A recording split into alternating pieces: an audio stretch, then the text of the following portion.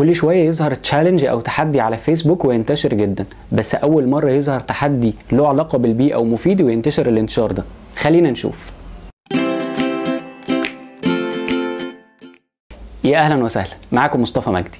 الاسبوع اللي فات شفنا فجاه صوره شاب متصور في مكان مليان زباله، وبعدين حط صوره تانية بعد ما نضفه وكتب انه ده تشالنج هسميه تراش تاج تشالنج، او ممكن نسميه بالعربي تحدي النفايات، وبيحاول يتحدى الناس، او على حد تعبيره لو انت حاسس بملل انزل نظف المكان اللي حواليك واعمل صورة قبل وصورة بعد.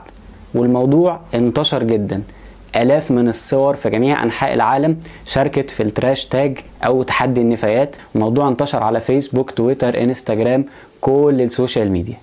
التحدي لسه مستمر والناس مكملة وبتحاول تساعد. مجرد انك بتنزل في النطاق المحلي بتاعك وبتشوف لو في مكان محتاج نظافة، بتعمل صورة قبل وصورة بعد.